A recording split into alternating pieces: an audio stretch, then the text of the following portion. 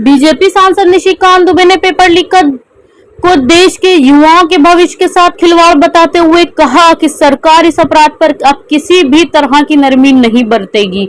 उन्होंने कहा ऐसा कानून बनेगा कि रूह कांप जाएगी, पीढ़ियां याद रखेंगी। उनके मुताबिक पेपर लीक केवल एक परीक्षा का मामला नहीं बल्कि लाखों मेहनती छात्रों के सपनों पर हमला है। निशिकांत दुबे ने कहा कि सरकार की प्राथमिकता पूरी तरह पारदर्शित और सुरक्षित बनाना है। उन्होंने कहा कि जो लोग पेपर लीक जैसे संगठित अपराध में शामिल होंगे उनके खिलाफ कड़ी कानूनी कार्रवाई की जाएगी और उन्हें किसी भी कीमत पर बख्शा नहीं जाएगा।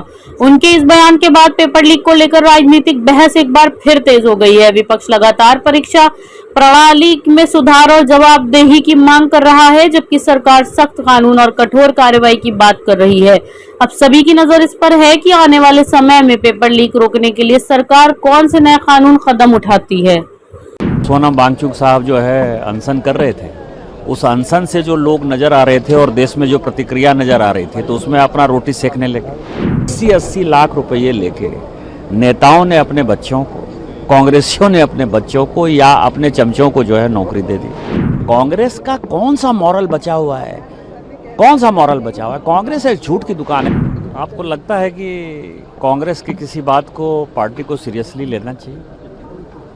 लोग जुड़ते नहीं थे, 100 चुनाव हार गए, तो सीजेपी का जो है सोनम वांगचुक साहब जो है अनशन कर रहे थे, उस अनशन से जो लोग नजर आ रहे थे और देश में जो प्रतिक्रिया नजर आ रही थी, तो उसमें अपना रोटी सेकने लगे। कांग्रेस ने यही काम किया ना, कांग्रेस ने अपने हिसाब से तो कोई आंदोलन नहीं किया। दूसरा, आज ही एफआईआर हुआ है कर्नाटक में, 400 वेटरनरी अधिकारियों के अपॉइंटमेंट का मुद्दा था। 80-80 लाख रुपए लेके नेताओं ने अपने बच्चों को, कांग्रेसियों ने अपने बच्चों को या अपने चमचों को जो है नौकरी दे दी। दूसरा, कल जो है झारखंड में जहां कांग्रेस की सरकार चल रही है, जेपीएससी का आंदोलन आपको पता है पिछले 1 महीने से भारतीय जनता पार्टी कर रही थी, और कल उनको जेपीएससी के अध्यक्ष के घर में रेड मारना पड़ा। सीआईडी ने रेड मारा और काफ़ी इंक्रीमेंट डॉक्यूमेंट जो है, काफ़ी घटिया खतरनाक डॉक्यूमेंट जो है वो पकड़ा है। आपको लगता है कि इस तरह के लेख का कोई मतलब है? कांग्रेस का कौन सा मॉरल बचा हुआ है? कौन सा मॉरल बचा हुआ है? कांग्रेस एक झूठ की दुकान है। और आज 24 जुलाई तो ऐसा है कि जो उनके लिए एकदम खतरनाक झूठ ही है। शेख अब्दुल्ला के साथ आज उन्होंने दिल्ली समझौता किया था 1952 में, 54-55 में जो है उनको गिरफ्तार करके जेल भेज दिया। आज ही 24 जुलाई 1985 को संत हरचंद सिंह लोंगोवाल के साथ समझौता हुआ था कि चंडीगढ़ तुमको दे देंगे, सतलज का पानी दे देंगे, रावी का पानी दे देंगे। ब्यास का दे दिया क्या? चंडीगढ़ चला गया क्या?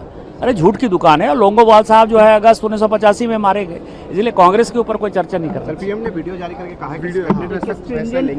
बिल लाएंगे। देखिए, मैंने कल भी कहा आपको कि जब ये पार्लियामेंट चलेगी तो ऐसा बिल आएगा जिसमें कि पेपर लीक करने वालों की रूह और पीढ़ियां कांप जाएगी। माननीय प्रधानमंत्री जी ने उसी बात को स्पष्ट तौर पर कहा है। माननीय प्रधानमंत्री जी लगातार हम लोगों को बोल रहे थे, ट्यूसडे की मीटिंग में भी बोले, लगातार बोल रहे थे कि इसके लिए अलग से कानून लाएंगे और बड़ा स्ट्रिंजेंट कानून लाएंगे। कल माननीय प्रधानमंत्री